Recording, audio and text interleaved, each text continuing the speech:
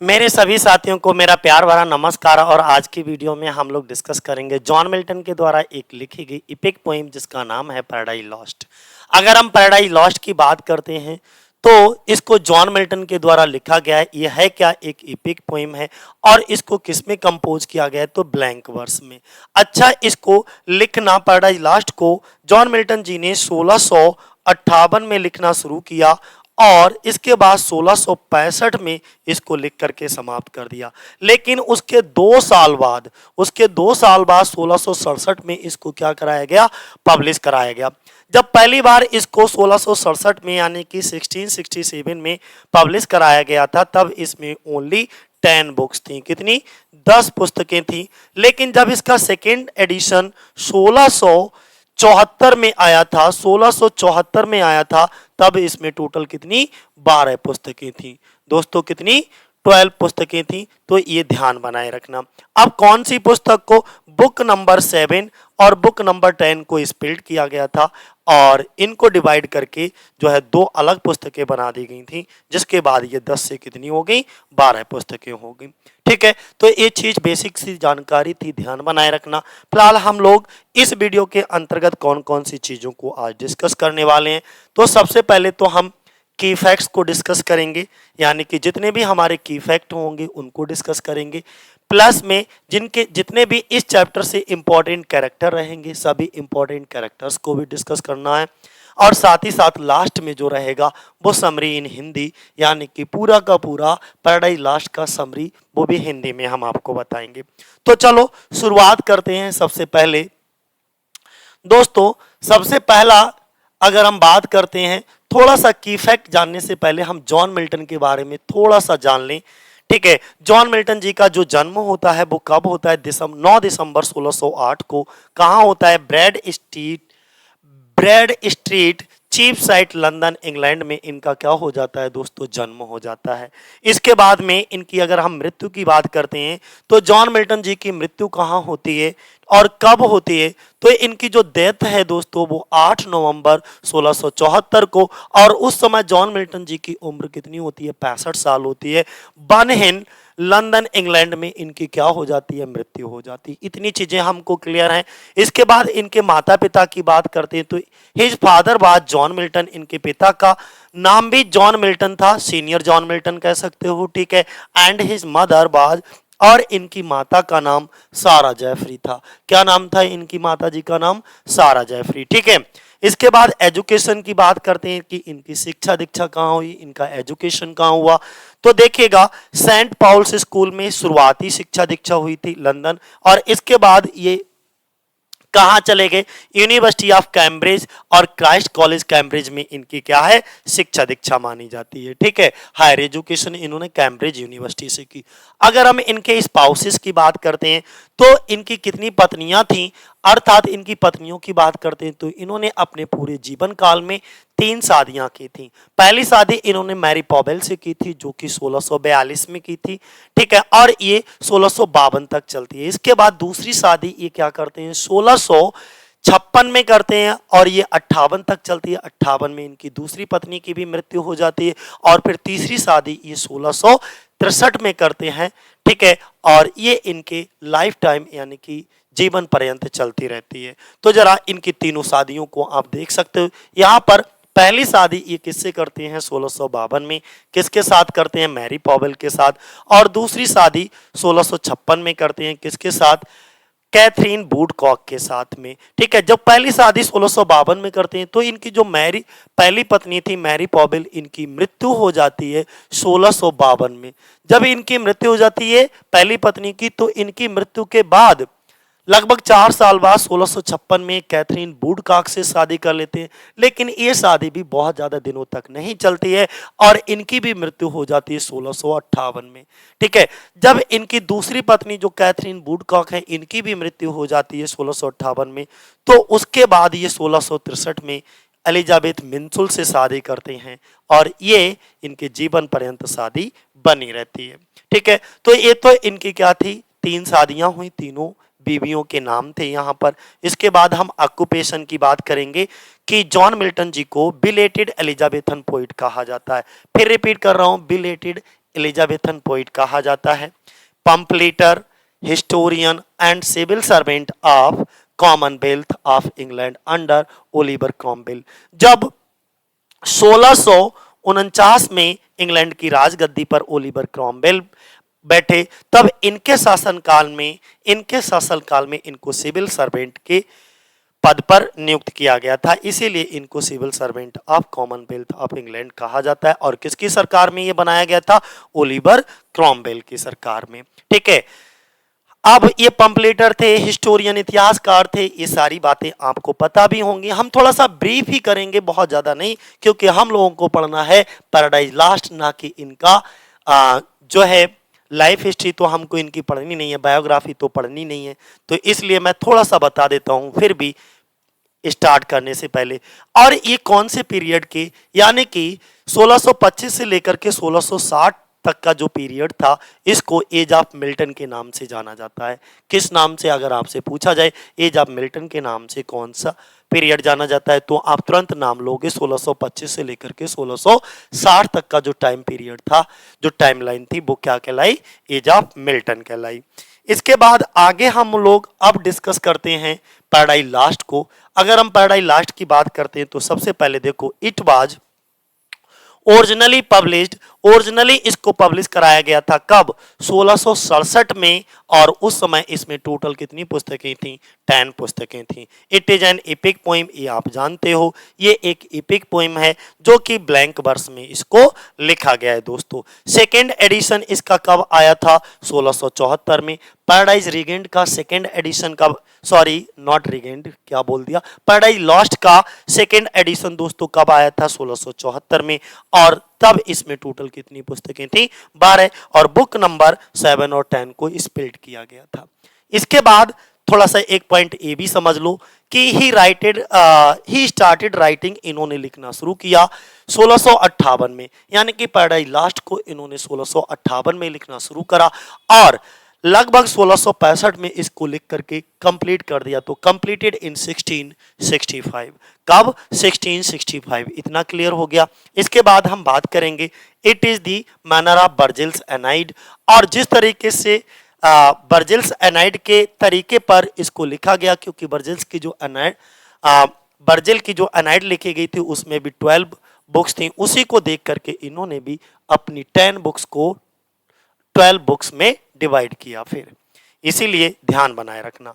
Milton's purpose, Milton का उद्देश्य, which is expressed, जिसको एक्सप्रेस किया गया इन दी बुक, इस बुक में, इज है बुक नंबर फर्स्ट की बात कर रहे हैं, मेनली हम लोग बात करेंगे बुक नंबर फर्स्ट की। इसमें क्या है, इसकी मेन थीम ध्यान बनाए रखना कि to justify the ways of God to man, इसमें जस्टिफाई करना है बेज ऑफ गॉड, भगवान के तरीकों को, टू मैन, आदमी के लिए। ठीक है, कि जो भगवान है वो आदमी के लिए जो भी करता है तो वो सही ही करता है, इस चीज को जस्टिफाई करने के लिए उन्होंने ऐसा किया। फिर यहाँ पर एक और ध्यान बनाए रखना, जो पैराडाइज लास्ट की 12 बुक्स हैं, तो 12 बुक्स में से जो बुक नंबर 9 है, 9th है, उसमें टोटल कितनी लाइनें हैं? 1189 लाइन्स हैं, और ये सबसे लॉन्गेस्ट बुक कहलाती है। क्या कहलाती है साथियों? सबसे लॉन्गेस्ट बुक। इसके बाद अगर आपसे ये पूछा जाए कि सबसे शॉर्टेस्ट बुक कौन सी है इस एपिक की, यानी कि पैराडाइज लास्ट की, तो वो बुक नंबर 7th है। कौन सी है? बुक नंबर 7th, और इसमें टोटल लाइनें कितनी हैं? 640 लाइनें हैं। इसके बाद paradise last is an epic by, और ये जो एपिक है वो 17th सेंचुरी इंग्लिश पोइट। अच्छा, एक चीज और ध्यान बनाए रखना, जॉन मिल्टन को 17th सेंचुरी का इंग्लिश पोइट कहा जाता है। तो कौन सी सेंचुरी से जॉन मिल्टन बिलोंग करते थे? 17th सेंचुरी से ये बिलोंग करते थे। ठीक है, इसके बाद ये तो हम सारी चीजें आपको बता ही चुके हैं। इसका पहला एडिशन कब आया था? 1667 में आया था, 10 पुस्तकें थी। सेकेंड एडिशन कब आया था? ओके, 74 में आया था, 12 पुस्तकें थी। और एक चीज यहां पर आप ये समझ लीजिएगा कि ये जो पैराडाइज रीगेंड था, ये is sequel to Paradise Lost. अगर आपसे ये पूछा जाए कि पैराडाइज लॉस्ट का सिक्वल कौन सा था, तो आप किसको रखोगे? पैराडाइज रीगेंड को रखोगे। पैराडाइज रीगेंड को पैराडाइज लॉस्ट का सिक्वल कहा जाता है। और पैराडाइज रीगेंड जो है वो 1671 में आई थी, और इसमें टोटल कितनी बुक्स थी पैराडाइज लास्ट में? सॉरी, पैराडाइज रीगेंड में 4 बुक्स थी। और इसी के साथ इनका एक ट्रेजेडी बर्स ड्रामा आया था जिसका नाम था सैमसन एगोनिस्ट, जिसके ऊपर हम प्रीवियस वीडियो बना चुके हैं डिटेल से, 2-3 वीडियो। अगर आप लोगों ने वो वीडियोस नहीं देखी हैं तो एक बार जा करके चैनल पे उनको भी देख लीजिएगा। इसके बाद हम बात करेंगे Paradise Lost is written in blank verse, सब कुछ बता दिया। ये चीज देख लीजिएगा ग्रैंड स्टाइल, ठीक है। ये क्वेश्चन हमारा पूछा जाता है, ये क्वेश्चन हमारा दोस्तों पूछा जाता है कि पैराडाइज लॉस्ट है वो कौन से स्टाइल में लिखेगी, तो ग्रैंड स्टाइल में लिखेगी। शॉर्टेस्ट बुक के बारे में तुम्हें पता है, बुक नंबर 7 है और जिसमें 640 लाइनें हैं। लॉन्गेस्ट बुक भी पता है आपको, बुक नंबर 9 है जिसमें 1189 लाइनें हैं। सारी जानकारी आपको मैं बता चुका हूं, ठीक है। ये नोट कहीं कर लीजिएगा, इंपॉर्टेंट है कि Milton road paradise lost, Milton ने पैराडाइज लॉस्ट को लिखा, कब लिखा? In the last phase of his life. सोचो 1667 में इसको जब लिखा गया है और 1674 में जॉन मिल्टन जी की मृत्यु हो जाती है, तो लगभग अपने जीवन के अंतिम पड़ाव पर ही चल रहे थे, ठीक है, अपने जीवन के अंतिम सालों में थे। इसीलिए पैराडाइज लॉस्ट को last phase of his life बोला जाता है। इसके बाद it considered to be the Milton's masterpiece. ये भी इंपॉर्टेंट है कि जॉन मिल्टन का इसको मास्टरपीस कहा जाता है, मैग्नम ओपस बोल सकते हो, ठीक है, पैराडाइज लॉस्ट को। लेकिन ध्यान रखना फेवरेट नहीं था। फेवरेट वर्क की अगर बात है कि अगर ये पूछा जाए क्वेश्चन कि जॉन मिल्टन का सबसे फेवरेट वर्क कौन सा है, तो आप नाम लोगे पैराडाइज रीगेंड का। किसका नाम लोगे? पैराडाइज रीगेंड का। इसके बाद हम बात करते हैं the poem concern the biblical story. और ये जो कहानी है ना पैराडाइज लॉस्ट की, ये बाइबल से ली गई है, ठीक है। बाइबल की कहानियां हैं of the fall of man, की किस तरीके से आदमी का पतन हुआ, द टेम्पटेशन ऑफ एडम। और यहाँ पर एडम के टेम्पटेशन को दिखाया जाता है। एडम टेम्पटेशन किसका दिखाया जाता है? एडम एंड ईव का, by the fallen angel Satan and their expulsion from the garden of Eden. और किस तरीके से उनको गार्डन ऑफ ईडन से निकाला गया, ये सब कहानी आपको इसमें पढ़ने के लिए मिलेगी। अब इसमें आपको ध्यान देने वाली बात यह है कि this book has been praised, इसमें प्रेज्ड किया जाता है कि इसको ग्रैंड स्टाइल को, इट्स ग्रैंड स्टाइल, यानी कि जो जॉन मिल्टन ने अपने पैराडाइज लॉस्ट में ग्रैंड स्टाइल का यूज किया है, इसकी प्रशंसा मैथ्यू अर्नोल्ड के द्वारा बहुत की गई थी। तो इसकी प्रशंसा किसके द्वारा? मैथ्यू अर्नोल्ड के द्वारा की जाती है और ये टीजीटी 2009 में पूछा जा चुका है, ठीक है। इसके बाद अगर हम बात करते हैं तो इस पॉइंट को भी आप पढ़ सकते हो, इंपॉर्टेंट पॉइंट है। द पोएम कंसर्न करती है बिब्लिकल स्टोरी से, ये अभी बता ही चुका हूं, जिसमें फॉल ऑफ मैन की बात की थी, temptation of Adam and Eve की बात की थी, fallen angel Satan and their, और इन लोगों को किस तरीके से गार्डन ऑफ ईडन से निकाला गया, ये सब चीजें हम इस पोएम में, इस इपिक में पढ़ेंगे। मिल्टन्स पर्पस जो था वो क्या था? हम बुक फर्स्ट की बात करेंगे कि बुक फर्स्ट में उनका मुख्य उद्देश्य क्या था? टू जस्टिफाई करना the ways of God to man, कि आदमी, भगवान आदमी के लिए जो भी करता है वो ठीक ही करता है। इस तरीके के बेज को, तरीकों को जस्टिफाई करने के लिए उन्होंने बुक नंबर फर्स्ट को लिखा। The poem follows the epic tradition, इसमें जो पोएम है वो 12 पुस्तकों में डिवाइड है, इसलिए इन्होंने एपिक परंपरा को फॉलो किया है, अनुसरण किया है। Starting in the medias res, important है ये पॉइंट कि इस एपिक को भी जॉन मिल्टन ने मीडियास रेस में लिखा है। मीडियास रेस क्या होता है? The middle of the story. कोई भी कहानी जो है वो मध्य से शुरुआत हो, ना कि स्टार्टिंग या अंत से, ठीक है। तो in the middle of the story the background story is being recounted later, और इसके बाद इसकी बैकग्राउंड स्टोरी जो है वो बाद में दिखाई जाती है। फिर विलियम ब्लैक, ये इंपॉर्टेंट है, मोस्ट इंपॉर्टेंट है, और टीजीटी के 2010 में एक क्वेश्चन पूछा भी जा चुका है आपसे। क्या पूछा जा चुका है कि विलियम ब्लैक ने एक टिप्पणी की थी that in writing Paradise Lost, जब पैराडाइज लॉस्ट को लिखा गया था। क्या जब इन्होंने पढ़ा था विलियम ब्लैक ने पैराडाइज लॉस्ट बुक फर्स्ट को स्पेशली, तब उन्होंने ये कमेंट दिया था कि Milton was the devil's party without knowing it, यानी कि मिल्टन को पता भी नहीं था और ये डेविल्स की पार्टी से लोगों को सपोर्ट कर रहे थे। यानी कि मेनली विलियम ब्लैक ने ये कहा कि अगर आप पैराडाइज लॉस्ट बुक फर्स्ट को अध्ययन करोगे, पढ़ोगे, तो आपको ये पता लगेगा कि इसमें प्रोटोगोनिस्ट एडम ना हो करके कौन है? सैटर्न है। Saturn is the hero of the paradise Lost book first, तो ध्यान बनाए रखना। तो इसीलिए उन्होंने यहां पर ये कमेंट किया था कि Milton was the devil's party without knowing it. इसके बाद नेक्स्ट हम बात करते हैं, ये तो हमारे क्या थे, की पॉइंट्स थे। अब हम इसके मेन कैरेक्टर्स की बात करेंगे। देखो मेन कैरेक्टर्स की बात करेंगे इस वीडियो में। हम मेन कैरेक्टर्स हमारे कौन कौन से हैं जरा देखो। सबसे इसके बहुत ज्यादा कैरेक्टर हैं तो इसलिए बड़े प्यार से अच्छे से समझते चलना। देर लगे थोड़ा वीडियो लंबा होगा कोई फर्क नहीं पड़ता, बट आपको कहते नहीं 2 4 6 वीडियो देखने से अच्छा एक वीडियो बेहतर तरीके से टाइम निकाल करके देख लो, समझ आना चाहिए। ठीक है, सैटर्न, सैटर्न और इसके बाद इसी का नाम लूसीफर पड़ जाता है, तो हम ये भी बताएंगे। सॉरी, पहले उसका नाम क्या था, लूसीफर था, और बाद में उसका नाम सैटर्न कैसे पड़ा। ठीक है, तो ये भी हम इसी वीडियो में आपको बता देंगे। ये दोनों नाम एक ही इंसान के हैं, ये दोनों नाम दोस्तों एक ही इंसान के हैं। ठीक है, सैटर्न ही लूसीफर है और लूसीफर ही सैटर्न है। चलो देखते हैं। सबसे पहली चीज ये ध्यान बनाए रखना, ये जो लूसीफर है सैटर्न है वो क्या है, हेड है, मुख्य है of the rebellious angel.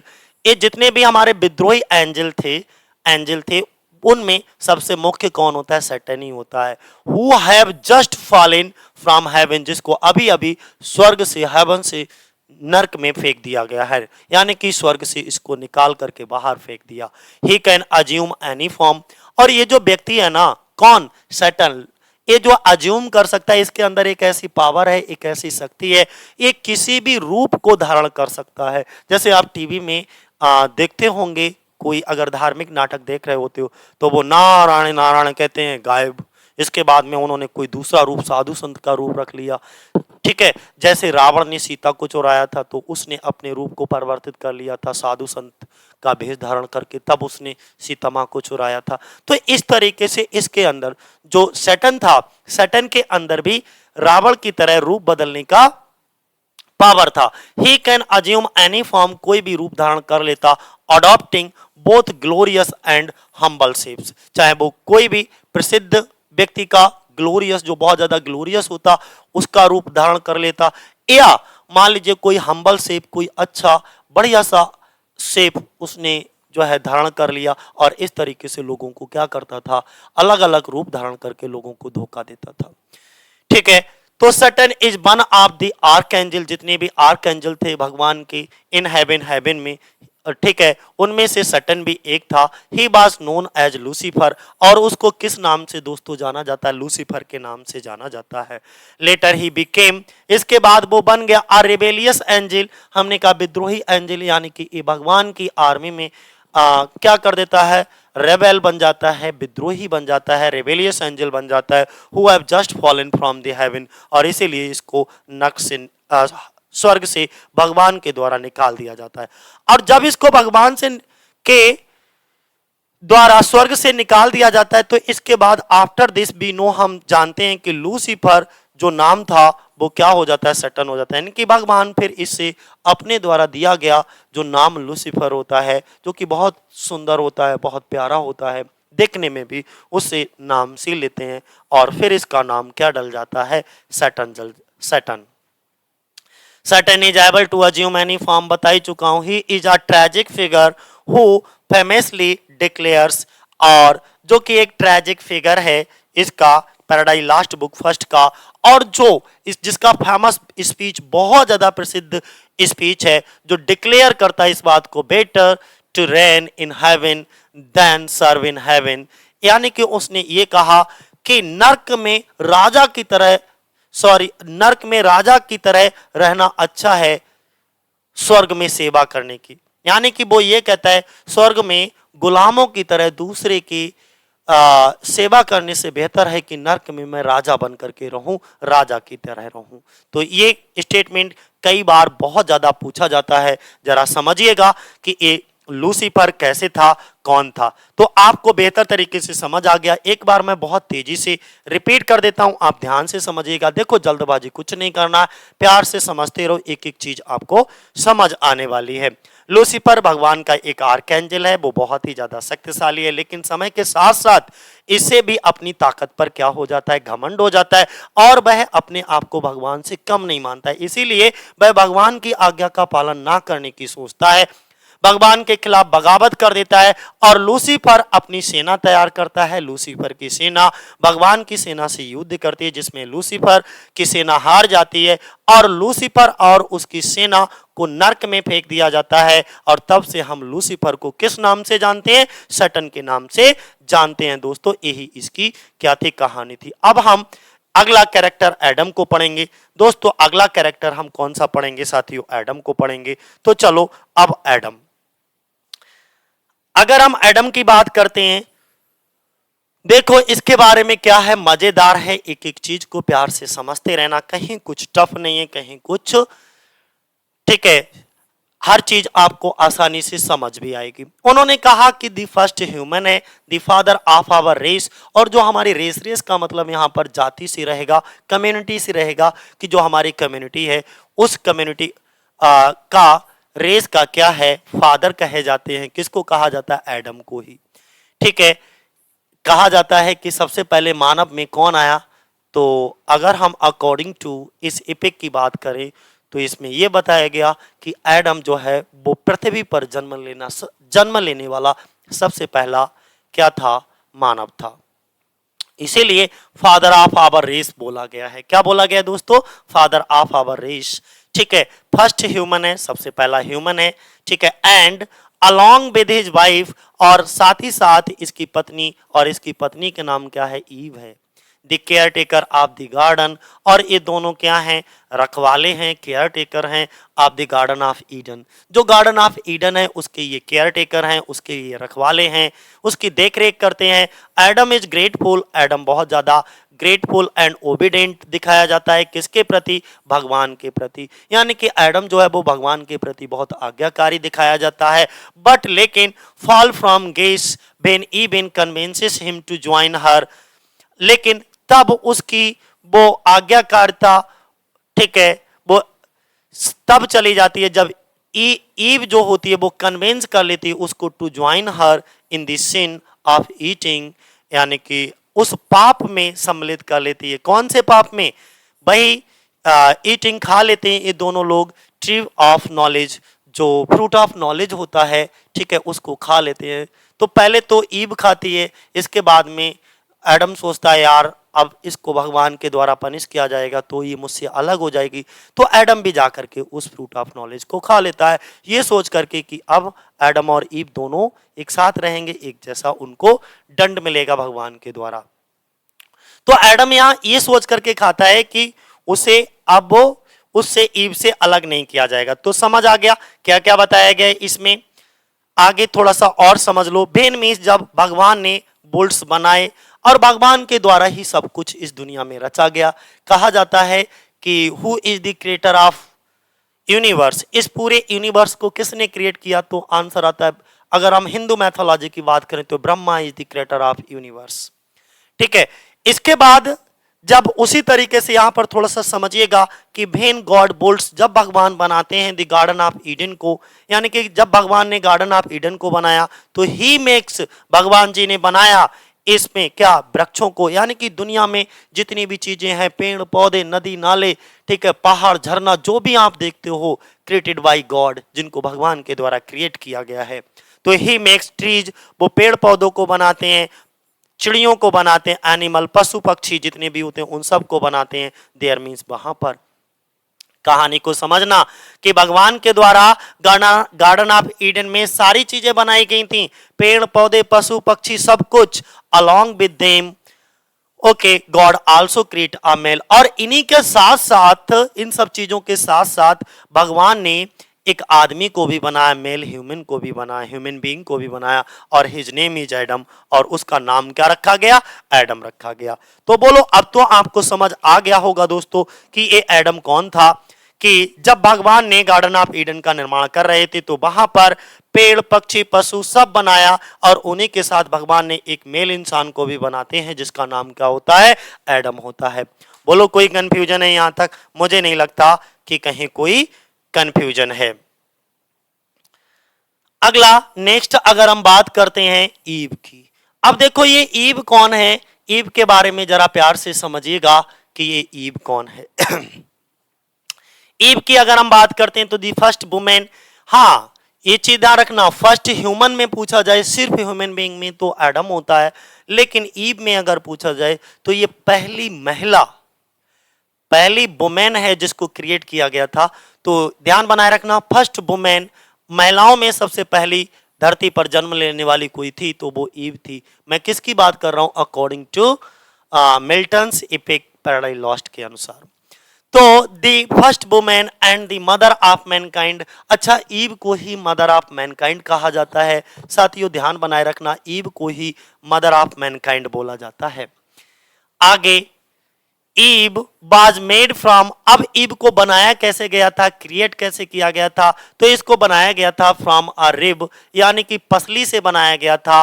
Rib taken from Adam side, और एडम की जो रिब थी, पसली थी, उससे किसको ईव को क्रिएट किया गया था। और किसने क्रिएट किया? भगवान ने ही।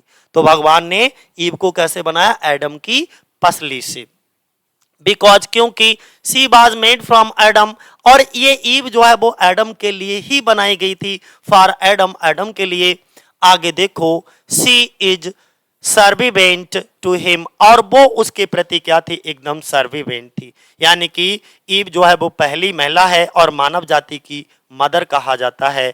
अब जो है, अगर हम एडम की बात करें, ईव और एडम की बात करें, तो ईव एडम की पसली से बनाई गई है, क्योंकि वह एडम से और एडम के लिए बनाई गई थी। ये भी ध्यान रखना, टेकन फ्रॉम एडम साइड, और इसके बाद because she was made from Adam, Adam से और फॉर एडम, एडम के लिए बनाई गई। सी इज सर्विवेंट टू हिम, आगे उन्होंने ये भी कहा, इसीलिए ये जो लड़की ईव थी वो अधीन थी, पराशरी थी, किसके अधीन थी? टू हिम, उसी के प्रति। She is also a weaker than, और वो अधिक कमजोर दिखाई जाती है, किससे? एडम से। सो इसीलिए सैटर्न जो है किसको फोकस करता है? His powers to temptation, tempt करने के लिए अपनी powers of temptation on her, उसके ऊपर। इसीलिए जो सैटर्न होता है वो अपनी प्रलोभन की शक्तियों को उस पर केंद्रित करता है। जो पावर ऑफ टेम्पटेशन होती है, प्रलोभन की जो शक्तियां होती हैं, वो किसको फोकस कर देता है? ईव को फोकस कर देता है। ही सक्सीड्स, और ऐसा करने में वो सफल भी हो जाता है। तो आप कहोगे ही सक्सीड्स इन गेटिंग हर, और गेटिंग हर टू ईट, यानी कि जिस उद्देश्य के साथ भेष बदल करके वो garden of Eden, sorry, fruit of knowledge खिलाने के लिए गार्डन ऑफ ईडन में जाता है, तो वहां पर उसका उद्देश्य सफल हो जाता है। वो उद्देश्य ही इसी उद्देश्य के साथ आता ही है कि भगवान के द्वारा जो भी एक क्रिएशन की गई है उसको वो करप्ट कर सके। तो ही सक्सीड, वो सफल हो गया in getting her to eat the fruit of knowledge, fruit of knowledge को खिलाने में वो सफल हो जाता है। और किसका? फॉरबिडन ट्री का, यानी कि एक ऐसा वृक्ष गार्डन ऑफ ईडन में जिसका फ्रूट ऑफ नॉलेज को खाने के लिए एक फॉरबिडन ट्री था, उसका फ्रूट ऑफ नॉलेज खाने के लिए भगवान के द्वारा मना किया गया। लेकिन वो क्या कर देता है? ये आता है, कौन? सैटर्न आता है और इसको टेम्प्ट करता है, प्रलोभित करता है, इसको लालच देता है। और लालच क्या देता है? बहुत सारे लालच देता है कि आप बहुत सुंदर दिखने लगोगी, बहुत अच्छा बोलने लगोगी, ये तमाम तरीके के लालच देता है। तो इस तरीके से वो उसका फ्रूट खाने के लिए तैयार हो जाते हैं और खा भी लेती है, डिस्पाइट गॉड्स कमांड, जबकि भगवान ने ऐसा आदेश दे रखा था कि इस फ्रूट ऑफ नॉलेज को कोई नहीं खाएगा, अगर खाएगा तो उसको पनिश किया जाएगा, दंडित किया जाएगा। इसके बावजूद भी उसने खा लिया। बात इतनी समझ में आ गई कि वह भगवान की आज्ञा के बावजूद भी उस फॉरबिडन ट्री का फल खाने में सफल हो जाती है। अगला इसमें थोड़ा सा और समझिएगा कि all the animals spend their time living with each other. अच्छा, एक चीज और है कि ईव को भगवान ने क्यों बनाया, किसकी रिक्वेस्ट पर बनाया, ये भी बात मैं थोड़ी सी बता दूं।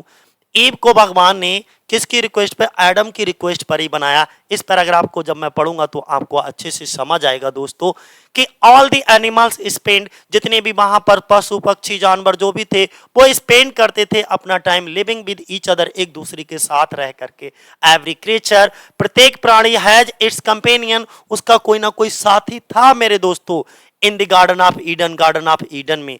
हेंस इस प्रकार जो एडम होता है वो प्रेज प्रार्थना करता है भगवान से to make him a partner, कि यार सबका पशु पक्षी जानवर जितने भी गार्डन ऑफ ईडन में है सबका पार्टनर है, सब दुख सुख में एक दूसरे के साथ रहने, और मैं एडम अकेला इस पूरे गार्डन में हूँ, भगवान मेरी भी सुन लो, एक ईव को बना दो मेरे लिए। तो भगवान क्या करते हैं कि एडम की पसली से ही ईव को बना देते हैं और अब ये दोनों एक दूसरे के साथ रहने लगते हैं। तब एडम ने प्रेज प्रार्थना की किससे? भगवान से, टू मेक बना दे हिम, उसके लिए क्या? एक पार्टनर बना दे। और पार्टनर के रूप में किसको बनाते हैं भगवान? ईव को बनाते हैं। कहां से? उसकी ही पसली से।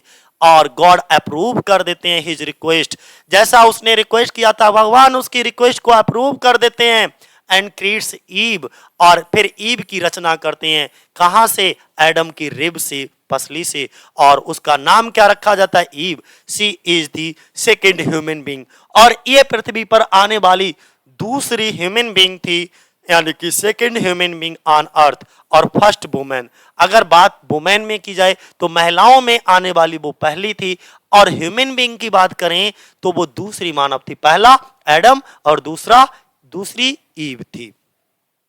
बोलो कहानी आपको समझ आई? हमने क्या बताया था कि सभी जानवर एक दूसरे के साथ रह करके अपना समय व्यतीत करते हैं। हर प्राणी का अपना साथी ईडन ऑफ गार्डन में होता है, इसलिए जो एडम होता है वो भी ईश्वर से उसे साथी बनाने के लिए क्या करता है? प्रार्थना करता है। और परमेश्वर जो होते हैं, ईश्वर होते हैं, भगवान होते हैं, उसके अनुरोध को स्वीकार कर लेते हैं, अप्रूव कर देते हैं, और एडम की फसली से ईव को बना देते हैं। उसका नाम ईव है, और वह पृथ्वी पर दूसरी इंसान है और पहली महिला है। ये चीज आपको ध्यान बनाए रखना है, ठीक है। अब गॉड दी फादर की बात करेंगे। भाई किसकी बात करेंगे हम? गॉड दी फादर की। एक गॉड दी फादर, ये भी एक कैरेक्टर है गॉड दी फादर, और इनके नाम से ही आपको पता लग रहा है यार, है ना, इन्हीं के द्वारा पूरे संसार की रचना की गई, पूरे ब्रह्मांड, पूरे यूनिवर्स को क्रिएट किया गया। तो God the father is a creator of haven. God the father के द्वारा ही स्वर्ग बनाया गया, गॉड द फादर के द्वारा ही नरक बनाया गया। पूरी दुनिया भगवान के द्वारा ही बनाई गई। गॉड द फादर के द्वारा पूरी दुनिया को बनाया गया। फॉर एवरीवन, प्रत्येक व्यक्ति, एंड एवरीथिंग, प्रत्येक चीज, देयर इज है through the agency of his sons. Okay, Milton portrays, यहां पर मिल्टन पोर्ट्रेज करते हैं गॉड को एज अफिन, okay, conversing about his plans and his motives for his actions with his son of God.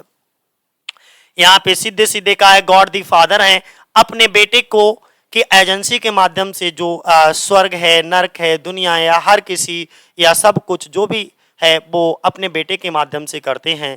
Milton ने ईश्वर को अक्सर अपनी योजनाओं और ईश्वर के पुत्र जो के साथ अपने कार्यों के उद्देश्यों के बारे में बात करते हुए यहाँ पर चित्रित किया है। मैं थोड़ा सा गॉड दी फादर के बारे में और थोड़ा बता देता हूँ, थोड़ा ध्यान से समझना गॉड दी फादर के बारे में।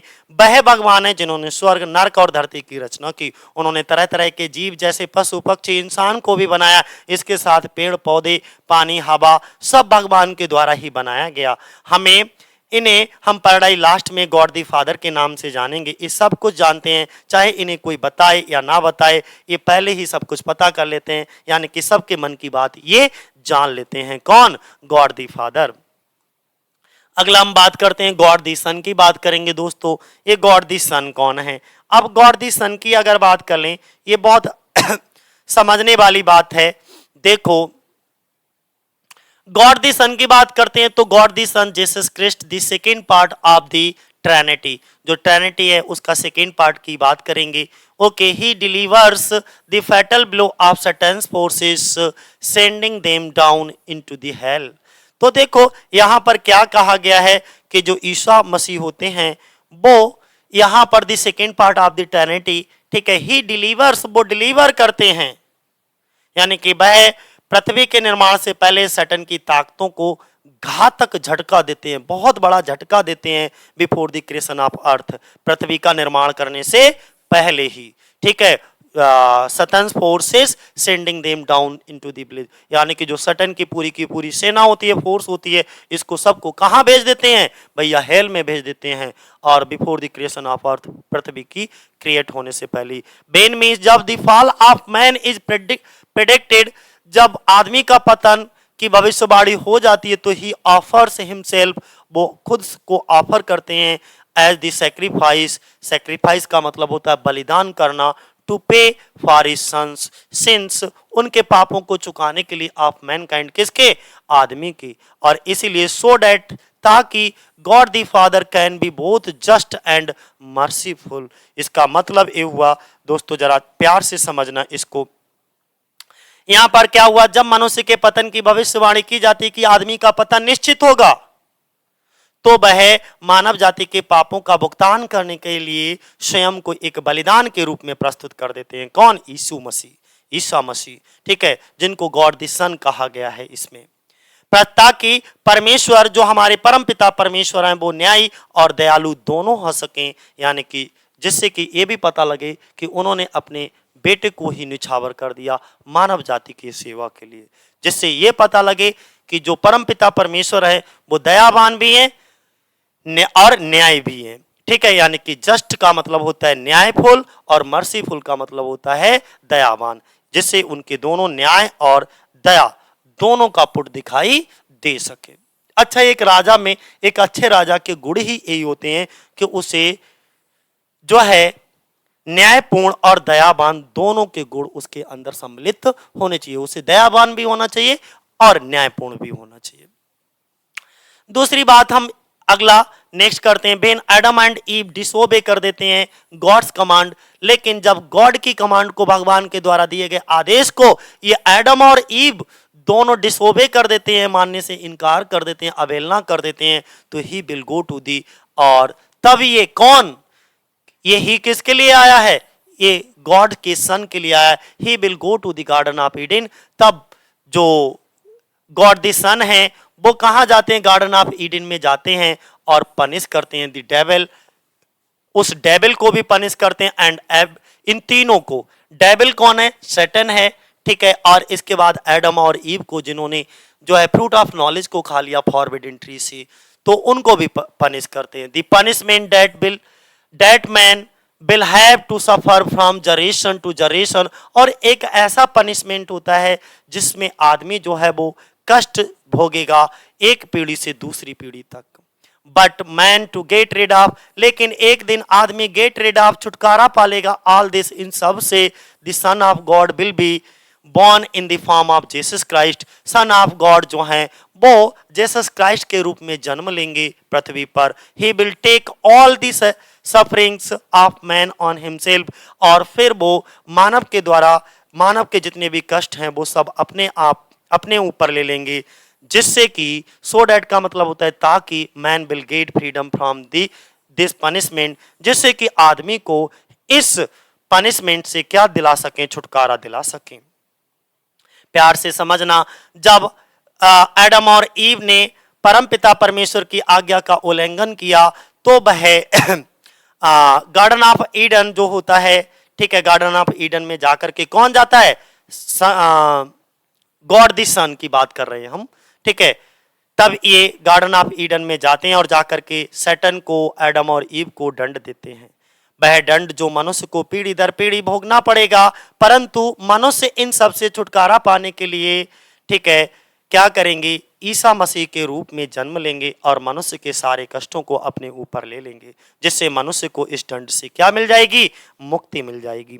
तो अब आपको गॉड द सन के बारे में भी पता लग गया है। ये कौन होते हैं गॉड द सन, ये भगवान के बेटे होते हैं। जब एडम और ईव भगवान की आज्ञा की अवहेलना करते हैं, तब यही गार्डन ऑफ ईडन में जाकर के सैटन, एडम, ईव सबको जाकर के सजा दे करके आएंगे, और सजा जो इंसान को पीढ़ी दर पीढ़ी भुगतनी पड़ेगी, लेकिन इंसान को इन सब से मुक्ति करने के लिए ईसा मसीह के रूप में भगवान के बेटे जन्म लेंगे।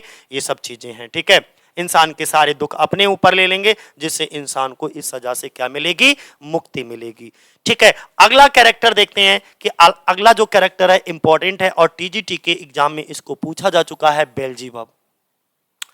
किसकी बात कर रहे हैं भैया, हम बेल्जीबब की बात कर रहे हैं, और इसमें पूछा गया है बेल्जीबब के बारे में कि बेल्जीबब कौन होता है। ये सैटन का सेकंड इन कमांड कहलाता है, और यही क्वेश्चन पूछा गया कि बेल्जीबब कौन है, तो Satan second in command. Second in command किसको कहा जाता है, बेल्जीबब को कहा जाता है।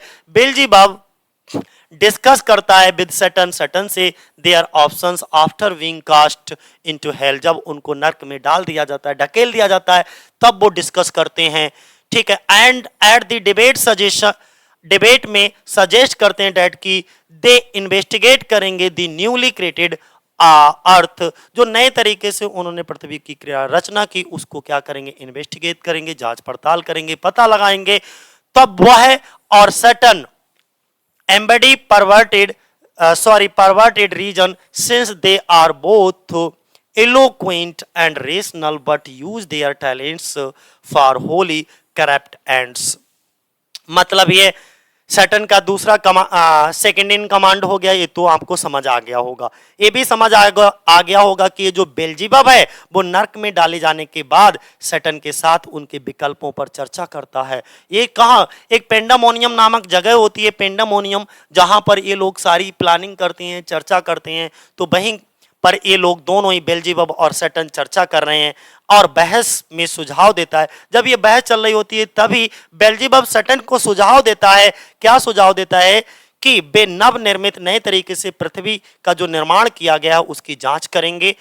वह कौन, बेल्जीबब और सैटर्न विकृत तर्क को मूर्त रूप देते हैं, यानी कि जो उनको तर्क दिया गया है कहते हैं ठीक है इसको अप्लाई करते हैं, देखते हैं, पता करते हैं, क्योंकि वे तर्क संगत, वे दोनों बोलने में बहुत एक्सपर्ट और इतने ज्यादा एक्सपर्ट हैं, यानी कि एम्बडी परवर्टेड रीजन, बहुत बढ़िया बोलने में तो एक्सपर्ट ही हैं, ठीक है, और साथ ही साथ अपनी बात को समझाने के लिए एक अच्छा रीजन देते हैं, लॉजिक देते हैं, तर्क देते हैं। Since they are both eloquent and rational, और इसीलिए उन दोनों को हम एलोक्वेंट और रेशनल बोलेंगे, यानी कि बोलने में एक्सपर्ट जो होता है वो एलोक्वेंट कहलाता है, रेशनल जो होता है वो तर्क संगत होता है। तो बागपुट और दोनों ही तर्क संगत हैं, लेकिन पूरी तरीके से भ्रष्ट उद्देश्यों के लिए अपनी प्रतिभा का यूज करते हैं, ये बात ध्यान रखना। लेकिन ये दोनों ही अपने भ्रष्ट उद्देश्यों के लिए अपनी प्रतिभा का यूज करते हैं। मान लीजिए किसी के अंदर बहुत अच्छा टैलेंट है, ठीक है, मैंने भी मान लिया, लेकिन अगर आप अपने उस टैलेंट को गलत उद्देश्य के लिए इस्तेमाल करोगे तो वो आपका पर्पज, वो उद्देश्य कभी भी सफल नहीं होगा। इसीलिए ये भी बेल्जीबब और सैटर्न दोनों टैलेंटेड तो हैं, लेकिन ये गलत जो है उद्देश्य के लिए अपने टैलेंट का इस्तेमाल करते हैं। तो to but use their talents for wholly corrupt ends, ठीक है। तो ये चीज ध्यान बनाए रखना कि ये भ्रष्ट उद्देश्यों के लिए अपनी प्रतिभा, अपने टैलेंट का उपयोग करते हैं। जब इन सभी शैतानों को, मैं बहुत डिटेल से चीजों को बता रहा हूं, इसके बाद ही आपको सारी चीजें पता लग जाएंगी। जब ऑल दीज इबल्स, इन सभी शैतानों को आर थ्रोन फेंक दिया जाता है फ्रॉम हेवन, स्वर्ग से, और कहां फेंक दिया जाता है, नर्क में। इट इज बेल्जीबब, ये बेल्जीबब ही होता है जो बताता है उन सभी को how to take revenge on God, कि भगवान से बदला लेना कैसे है।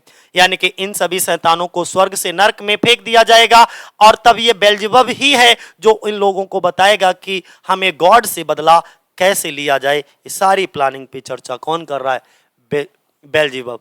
अगला कैरेक्टर है हमारा बेलियल, ठीक है। कौन सा कैरेक्टर आएगा, बेलियल। बेलियल कौन है, on the bird of the principal devils in hell. Hell का मतलब होता है साथियों नर्क।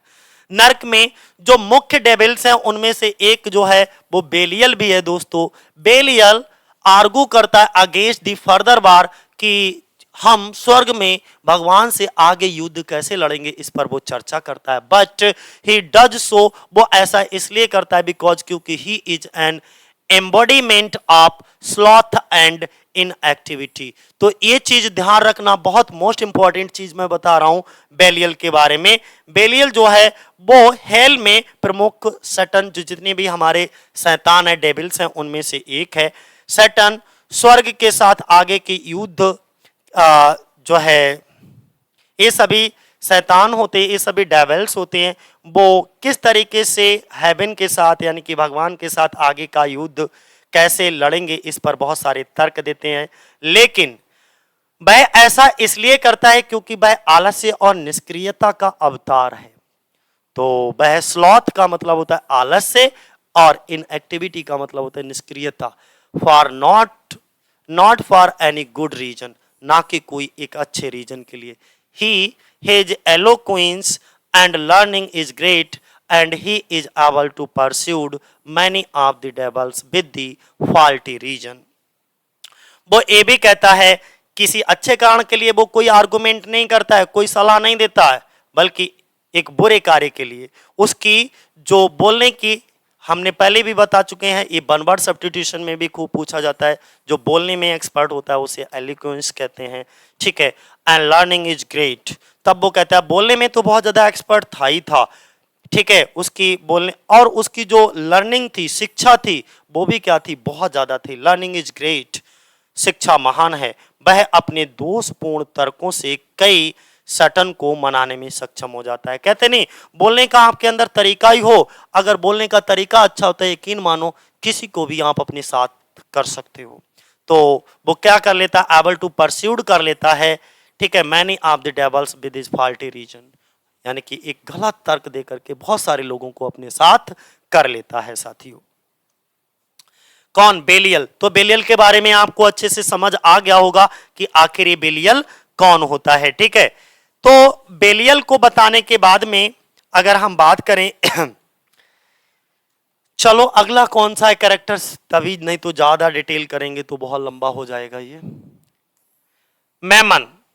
मैमन देखो भैया, ये मैमन कौन है, ठीक है, मैमन को देख लीजिएगा, ये मैमन कौन है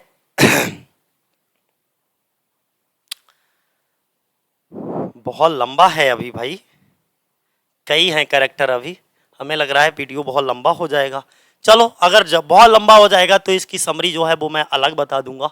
मैमन की बात करते हैं तो देखिएगा मैमन कौन है, ये भी एक डेवल है, known in the Bible, Bible में इसको जाना जाता है एज द इपिटोम ऑफ वेल्थ। क्या जाना जाता है कि बाइबल में इसको इपिटोम ऑफ धन का, इपिटोम ऑफ वेल्थ का मतलब होता है धन का प्रतीक, ठीक है, इसको धन के प्रतीक के रूप में जाना जाता है। मैमन हमेशा झुका हुआ चलता है, और मैमन जो है वो ऑलवेज वॉक्स हॉन्स्ड ओवर, झुक करके ऐसे चलता है, ठीक है, एज एज इफ मानो कि he is searching the ground of value, ground for valuables.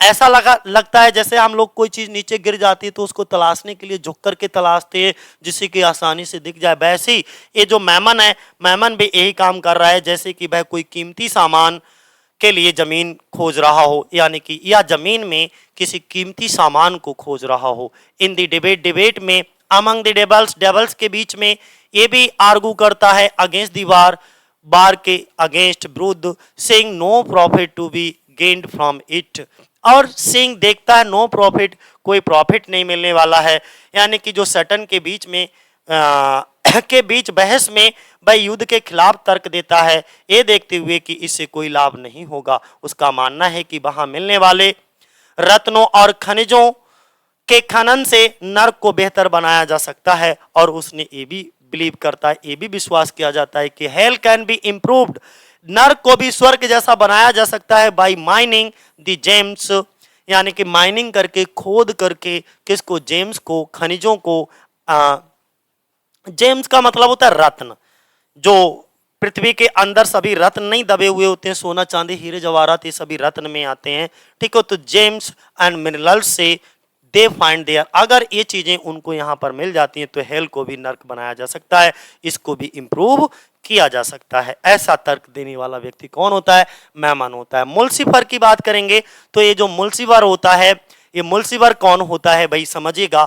मुल्सिफर की बात करते हैं तो ये भी एक डेविल है जो बोल्ड पेंडामोनियम।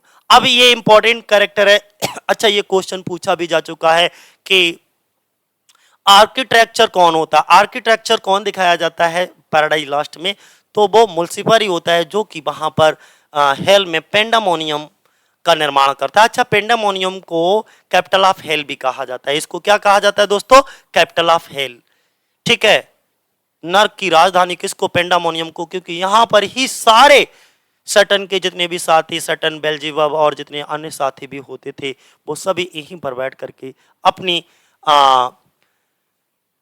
तर्क, आर्गुमेंट देना, सलाह मशवरा करना, ये सब इसी बिल्डिंग में आकर के ये करते थे। सटन्स पैलेस भी कहा जाता है, ठीक है। पेंडामोनियम को ही हम क्या कहेंगे, सटन के पैलेस, पैलेस बोलेंगे, महल बोलेंगे, इन हेल, हेल का महल। मुल्सिफर्स कैरेक्टर इज बेस्ड, जो मुल्सिफर का कैरेक्टर है ये आधारित है on a Greek mythological figure, एक ग्रीक मैथोलॉजिकल फिगर है known for being a poor architect, जो कि आर्किटेक्ट के रूप में जाने जाते हैं। बट इन मिल्टन्स पोएम, लेकिन मिल्टन की पोएम में he is one of the most productive and skilled devil in hell. लेकिन यहाँ पर समझना मुल्सिफर के बारे में भाई बहुत इंपॉर्टेंट चीज है, इसलिए प्यार से समझिएगा। सैटर्न में जो पेंडामोनियम का निर्माण करता है, निर्माण करने वाला वो कौन होता है? मुल्सिफर होता है। और ये नरक में सैटर्न का महल भी कहा जाता है इसी को, ठीक है। और इसे कैपिटल ऑफ हेल भी कहा जाता है। क्या कहा जाता है? Capital of hell.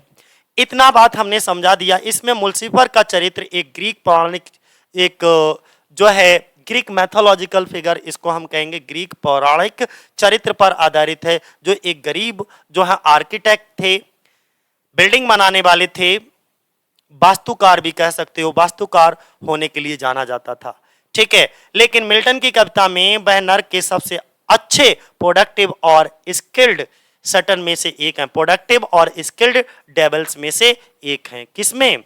हेल में। मलोच कौन दिखाया जाता है भाई? ये मलोच कौन होता है? मलोच को देखो, अगर हम मलोच की बात करते हैं तो ये व्यक्ति कौन होता है? तो मलोच देखिएगा एक रैस होता है, इरेशनल बोल सकते हो, या मर्डरर डेवल, मर्डरस डेवल दिखाया जाता है। तो मलोच जो है वो एक रैस, रैस का मतलब होता है उतावलापन जिसके अंदर बहुत ज्यादा हो, ठीक है। और इरेशनल का मतलब जो तर्कहीन, एकदम कोई तर्क नहीं, कोई लॉजिक नहीं, विदाउट लॉजिकली बात करे। और मर्डरस डेविल उसके सामने लगा है, यानी कि जानलेवा वाला शैतान दिखाया जाता है, वो मलोच होता है। मलोच आर्गू करता है इन पेंडामोनियम में डेट की the dwells should engage, dwells को एंगेज होना चाहिए इन another full war against God. दोबारा से, एक बार तो ये भगवान की आर्मी से हार चुके हैं, लेकिन इन्हें दोबारा से भगवान की आर्मी पर जो है चढ़ाई करना चाहिए फिर से। भाई पाकिस्तान और हिंदुस्तान वाला, कि हर बार हिंदुस्तान पाकिस्तान को हरा देता है, लेकिन पाकिस्तान फिर से हमला करता रहता है। तो वही चीजें यहां पर दिखती हैं, ठीक है। ये बाज नहीं आते, ये दोबारा से ऐसी मलोच जो है ऐसी ही सलाह देता है टू क्या should engage in another full war against God and his servant angels. उसके कहने का मतलब ये है कि ये जो मलोच है वो पेंडामोनियम में तर्क देते हैं कि जितने भी सैटर्न हैं, ठीक है, को भगवान और उसके जो सेवक होते हैं, स्वर्गदूत होते हैं, इनके खिलाफ एक और पूरी तरीके से युद्ध में शामिल होना चाहिए, यानी कि फुल वार इनके अगेंस्ट करना चाहिए, ठीक है। एक बार फिर से दोबारा युद्ध किया जाना चाहिए इनके साथ। अब सिन देख लो, सिन कौन है? सिन और डेथ को भी ध्यान बनाए रखना, मोस्ट इंपॉर्टेंट कैरेक्टर्स में से एक है सिन और डेथ। तो सिन और डेथ को भी समझना है। ये सिन कौन दिखाई जाती है? सैटर्न की डॉटर होती है। पहली चीज आप ध्यान बनाए रखोगे दोस्तों, ये क्या है? सैटर्न की डॉटर है, जो सैटर्न के सिर से पूरी तरह से तब निकली जब वह अभी भी स्वर्ग में थी, यानी कि कहने का मतलब यह हु स्प्रैंग्स जो निकलती है full formed from Saturn's head. तो अगर हम बात करें रिब से कौन बना था, तो रिब से ईव बनी थी, वो एडम की रिब से बनी थी। लेकिन अगर आपसे बात किया जाए कि सिन कैसे पैदा हुई, तो सैटर्न के हेड से। बेन ही बाज स्टिल इन हेवन, और उस समय वो कहाँ था? हेवन में ही था, स्वर्ग में ही था। Sin has the shape of a woman, और जो सिन थी यानी कि उसका जो आकार था ऑफ अ वुमेन, एक महिला का, अबव द बेस्ट, बेस्ट के ऊपर, यानी कि कमर से ऊपर अगर हम सिन की बात करें तो एक महिला का रूप था। Date of a servant blow, और अगर हम कमर से नीचे की बात करें तो एक सांप के आकार की थी, ठीक है। Her middle is ringed about with hell hounds who periodically burrow into her bomb and grow her in tails. She guards the gate of hell. और ये इंपॉर्टेंट है कि नर्क के दरवाजे की पहरेदारी कौन करती हुई दिखाई जाती है, तो वो सिन होती है। सिन को नर्क के दरवाजे की पहरेदारी करते हुए दिखाया जाता है। तो आपको अब समझ आ गया होगा कि जो सिन होती है वो कमर के ऊपर एक महिला का आकार होता है और नीचे एक सर्प का आकार होता है, ठीक है। उसके मध्य में हेड हाउंड्स होते हैं जो समय समय पर उसके गर्भ में घुस जाते हैं और उसकी अतड़ियों को कुतर देते हैं। वह नर्क द्वार की रखवाली भी करती है, ये ध्यान बनाए रखना भैया। अगला नेक्स्ट इसी का और पार्ट है, अभी सिन के बारे में खत्म नहीं हुआ, सिन के बारे में और जानकारी मैं दे रहा हूं छोटी सी। देखिएगा यहाँ पे सिन के बारे में दोस्तों एक छोटी सी जानकारी और लेते चलो। क्या दिया गया है कि sin is the daughter of Saturn, ये तो है बता दिया है। Her lower part from the beast is a snake, यानी कि जो कमर से नीचे का भाग है वो एक सांप का है, और जो upper part of a human, और जो कमर से ऊपर का भाग है वो दोस्तों एक ह्यूमन का है, ठीक है। और वो क्या करती है, जो गेट ऑफ हेल है यानी कि नर्क का जो दरवाजा है उसको गार्ड करती है, उसकी रखवाली करती है। Satan once make a physical relation, अब सिन पैदा कैसे हुई समझिएगा। Satan once make a physical relation with his daughter sin, जो सटन जो है उसके हेड से सिन पैदा हुई, तो एक बार क्या होता है सटन जो है वो अपनी ही बेटी का क्या कर लेता है, उसके साथ फिजिकल रिलेशन बना लेता है, उसका रेप कर देता है। विच लीड्स टू अ सन, जिससे एक पुत्र को जन्म होता है, और उसका नाम दोस्तों क्या रखा जाता है, डेथ रखा जाता है। मोस्ट इंपॉर्टेंट चीज है, ध्यान बनाए रखना, ठीक है। हिज रिलेशनशिप बिटवीन डेथ, अब उनका जो रिलेशनशिप होता है between death sin and Satan is horrible, बड़ा डरावना होता है कि यार अब इन तीनों के बीच में अगर आप रिलेशनशिप निकालोगे कि सैटर्न सिन और डेथ में इनका रिलेशनशिप क्या है, तो बड़ा भयावह लगेगा, डरावना लगेगा। डेथ आल्सो रेप, और इसके बाद में जो डेथ पुत्र को जन्म देती है सिन, ठीक है, सिन का बेटा जो डेथ होता है वो भी आगे चल करके अपनी ही माँ का रेप कर देता है। डेथ आल्सो रेप कर देता है हिज मदर, सिन अपनी ही माता का रेप कर देता है। तो अब आपको थोड़ी सी जानकारी मिली गई होगी कि ये जो सिन क्या है क्या नहीं है, सिन के बारे में। और अभी हम डेथ के बारे में भी बताएंगे, सिन और डेथ दोनों के बारे में बताएंगे। पहले सिन के बारे में समझ लो कि ये सटन की बेटी है, इसके कमर के नीचे का हिस्सा एक सांप का है और ऊपर का हिस्सा एक स्नान का है, सॉरी इंसान का है। वह नरक के द्वार की देखभाल करती है, मतलब ये हुआ कि वो नरक के द्वार की पहरेदार है। और डेथ की बात करें तो डेथ को भी यहीं पर समझ लीजिएगा, ये डेथ कौन है। डेथ जो है क्या होता है कि सटन एक बार अपनी बेटी सिन के साथ शारीरिक संबंध बनाता है जिससे एक पुत्र होता है, और उसका नाम डेथ होता है। डेथ आगे चलकर अपनी ही मां सिन का रेप करता है, ठीक है। अब अगला कैरेक्टर कौन सा आएगा, गैब्रियल आएगा दोस्तों। कौन सा आएगा, गैब्रियल। हम जरा गैब्रियल के बारे में बात करते हैं और फिर राफेल। मुझे लगता है ये लास्ट कैरेक्टर हैं, अब खत्म होने वाली है वीडियो, ठीक है। गैब्रियल कौन है, one of the archangel of haven, जो हेवन के आर्कएंजल थे उनमें से एक गैब्रियल भी है। हु टेक केयर, जो टेक केयर देखभाल करती है, द स्टेयर्स सीढ़ियों की, ओके, लीडिंग जो ले जाती है from heaven to the garden of Eden, जो स्वर्ग से गार्डन ऑफ ईडन जाने वाली जो सीढ़ियां हैं उनकी देखभाल करने का काम कौन करता है, गैब्रियल करता है। एज वेल एज साथ ही साथ garden of Eden bans Gabriel, एक बार गैब्रियल फाइंड पाता है सटन को विस्परिंग करते हुए विद ईव के साथ इन द गार्डन, और एक गैब्रियल ही है जिसने गार्डन ऑफ ईडन में जो है ईव के साथ गपशप करते हुए, विस्परिंग करते हुए, फुसफुसाते हुए सुना था, ठीक है। तो गैब्रियल के बारे में भी आप समझ गए होंगे कि आखिर ये गैब्रियल कौन था। गैब्रियल कौन है, one of the archangel of haven है। इस स्वर्ग से लेकर जो गार्डन ऑफ ईडन तक की सीढ़ियां हैं उनकी देखभाल करता है उन्हें, और साथ में गार्डन ऑफ ईडन की भी देखभाल करता है, ध्यान रखना। गैब्रियल सैटर्न को बगीचे में ईव के साथ फुसफुसाते हुए पाता है, यानी कि उसके साथ कुछ बातें करते हुए पाता है। इसके बाद हम राफेल की बात करेंगे, मोस्ट इंपॉर्टेंट है। राफेल जो है वन ऑफ द आर्कएंजल, ये भी एक आर्कएंजल है इन हेवन, स्वर्ग में। हु एक्ट्स, जो काम करता है, one of the gods messengers. अब दो चीजें आपको ध्यान बनाए रखना है, ये भगवान का मैसेंजर भी है, देवदूत भी है। यानी कि अगर हमें एक जगह से दूसरी जगह कोई खबर भेजना हो तो हम उसे क्या कहते हैं, मैसेंजर करते हैं। और भगवान की खबरों को एक जगह से दूसरी जगह पर संदेश ले जाने वाला कौन होता है, मैसेंजर होता है। और वो मैसेंजर कौन था, राफेल था। राफेल इन्फॉर्म करता है एडम को, और किसके बारे में, सटन की प्लॉट की। सटन की जो कथा है, कहानी है, उस कहानी के बारे में इन्फॉर्म करता है राफेल। किसको इन्फॉर्म करता है, एडम को। क्या बताता है, टू सिड्यूस, कि उसने सिड्यूस किया है देम, उनको, किसको, सिन एंड आल्सो, यानी कि उसने अपनी ही बेटी के साथ सिड्यूस किया है, उसको ही शारीरिक संबंध बनाए हैं। एंड आल्सो नरेट, और ये भी नरेट करता है the story of fallen angel. और भगवान ने जो है इनको फॉलन एंजल, जितने भी ये एंजल थे, इन सबको क्या कर दिया है, फॉलन कर दिया, यानी कि स्वर्ग से बाहर निकाल करके नरक में फेंक दिया। एज वेल एज, साथ ही साथ फॉल ऑफ सटन, और सटन को भी बाहर निकाल दिया है। तो अब आपको समझ आ गया होगा कि भैया इसमें क्या कहा गया है राफेल के बारे में।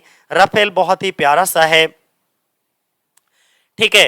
राफेल ये स्वर्ग के महादूतों में से एक है, जो भगवान के दूतों में से एक के रूप में कार्य करता है। जो राफेल होता है वो एडम को, जो सटन होता है उसकी साजिशों के बारे में सूचित करता है, बताता है, ताकि उन्हें किसी भी तरीके से बहकाया ना जा सके, यानी कि जो सिन है, सिन को वो बहका ना सके। और जो स्वर्गदूत हैं उनकी कहानी, साथ ही साथ सतन के पतन की कहानी भी उनको सुनाता है, कि किस तरीके से जो सटन है उसका फॉलन हुआ था, तो उसके पतन की भी कहानी सुनाता है। अगला क्वेश्चन देखो, इसमें इसी क्वेश्चन नहीं है, इसी में देखिएगा, one of the archangel of heaven and messenger of God. ये तो आपको पता ही है, गॉड सेंट्स, ये जो भगवान होते हैं वो राफेल को भेजते हैं टू वार्न, चेतावनी देने के लिए, किसको, एडम एंड ईव को। एंड कन्विंस करने के लिए, जाओ कन्विंस करो, ठीक है, उन्हें बताओ अच्छे से एडम और ईव को। क्या लेस्ट का मतलब, LEST, लेस्ट, लेस्ट का मतलब होता है कहीं ऐसा ना हो कि।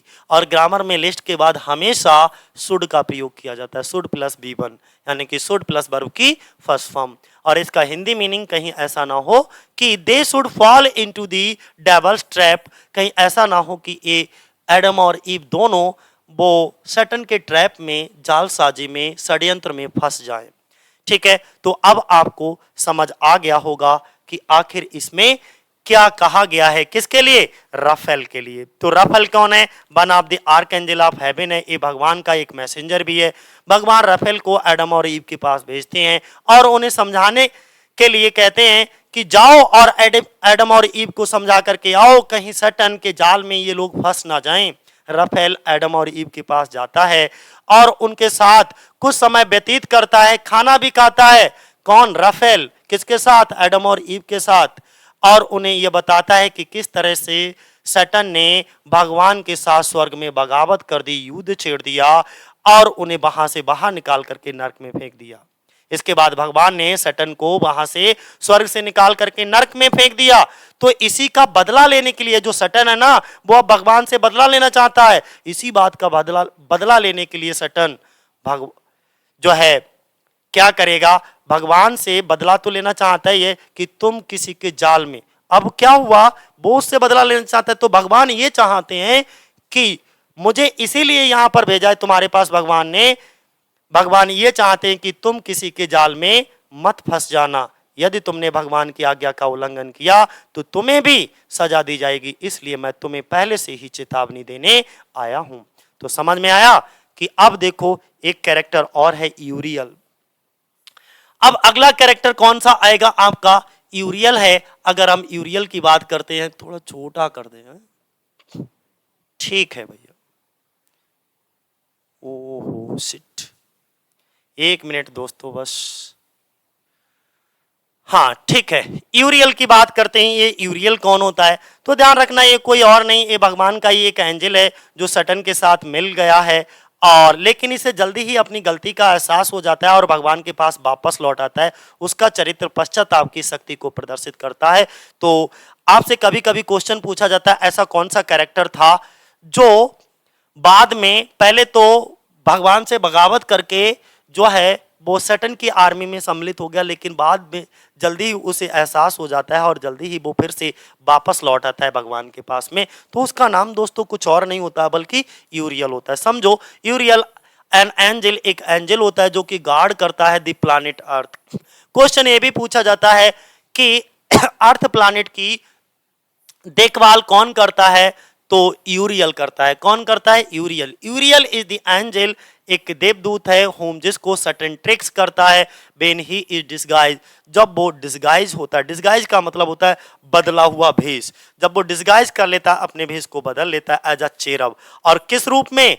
क्योंकि इसे अपना रूप बदलने में माहिर था, इसको ये पावर थी, शक्ति थी, ठीक है, तो चेरब के रूप धारण कर लेता है यूरियल एज अ गुड एंजल, जो कि एक और अच्छा एंजल है, गार्जियन संरक्षक भी है। Tries to correct this error, और इस एरर को क्या करता है?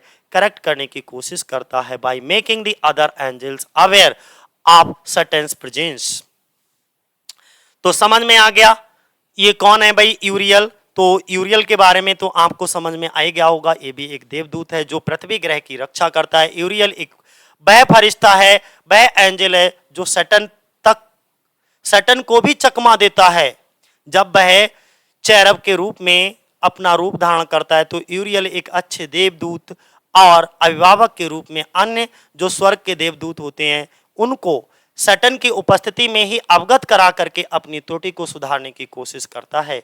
अब आगे, Uriel one of who God the planet of earth, he is also an angel of God.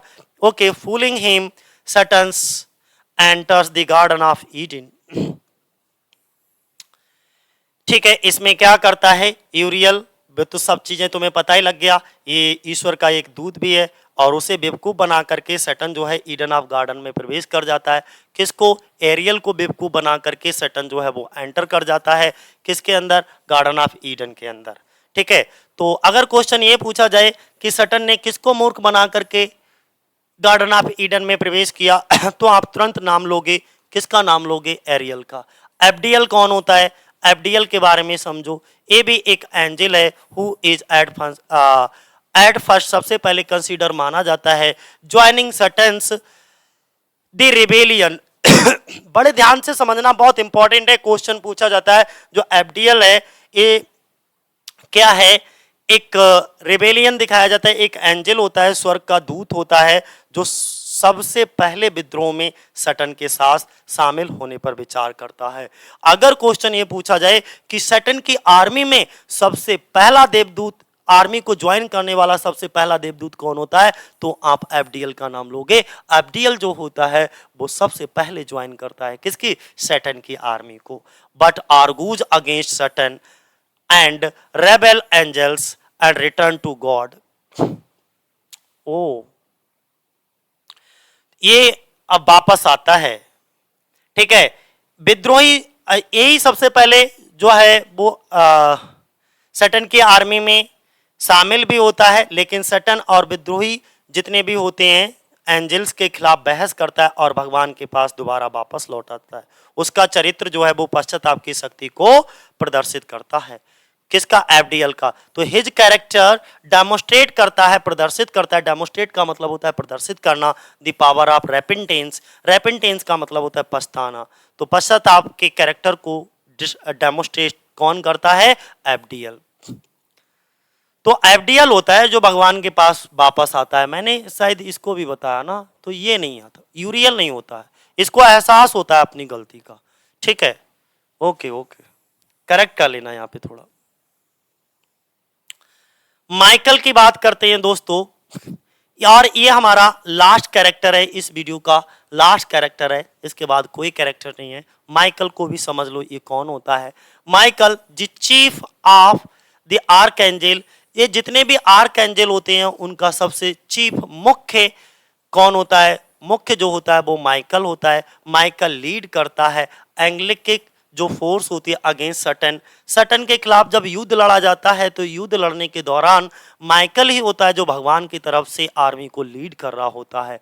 And his followers in the battle of heaven, heaven जब वो स्वर्ग में युद्ध हुआ था तो भगवान की तरफ से उस युद्ध को लीड करने वाला अगर कोई व्यक्ति था तो वो माइकल था।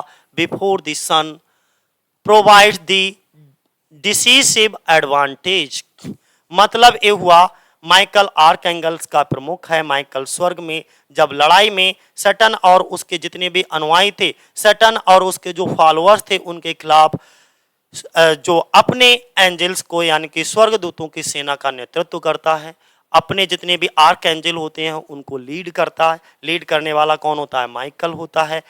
और इससे पहले कि बेटा निर्णायक लाभ प्रदान करे तो माइकल भी स्वर्ग के द्वार पर पहरा देता है। दूसरी चीज आपको यह ध्यान बनाए रखना है, माइकल आल्सो मीन्स भी स्टैंड्स गार्ड, खड़े होकर के गार्ड पहरा देता है at the gate of heaven, स्वर्ग के दरवाजे पर, एंड नरेट्स करता है the future of the world. एक चीज और ध्यान रखना कि दुनिया का फ्यूचर दिखाने वाली कहानी को नरेट कौन करता है एडम के लिए? तो वो भी माइकल ही होता है इन दी बुक नंबर 11th और 12th में। ठीक है, उन्होंने ये कहा माइकल जो होता है वो बुक नंबर 11 और 12 में एडम को दुनिया का भविष्य बताता है। क्या बताता है? कि भेन में जब there was a war between, जब एक युद्ध हुआ था बिटवीन, बीच में, किसके बीच में? सैटर्न और गॉड्स आर्मी, सैटर्न और गॉड की आर्मी के बीच में जब युद्ध हुआ था तो माइकल ने लीड किया था द आर्मी ऑफ गॉड। भगवान की आर्मी को लीड करने वाला व्यक्ति कौन था? सेनापति कौन था? तो वो माइकल था। He also guards the gate of heaven, और ये पॉइंट भी ध्यान बनाए रखना, वो गेट ऑफ हेवन को भी गार्ड करता है, वह स्वर्ग के दरवाजों की भी रखवाली करता है। तो अब आपको अच्छे तरीके से ये चैप्टर यानी कि कैरेक्टर आपको अच्छे से पता लग गए होंगे। तो एक आज लंबी वीडियो हो गई। लंबी क्या भाई, इसके कैरेक्टर ही डिटेल हैं। अगर मैं डिटेल से इन कैरेक्टर्स के बारे में चर्चा नहीं करता तो आपको डिटेल नॉलेज भी नहीं होती, और जब तक हमको कैरेक्टर अच्छे से पता नहीं होंगे तब तक हमें स्टोरी समझ नहीं आएगी। तो इस वीडियो को 2 से 3 बार आसानी से देखिएगा और आपको अच्छे से समझ भी आ जाएगा दोस्तों। ठीक है, तो आज के लिए साथियों इतना ही। जय हिंद, जय भारत।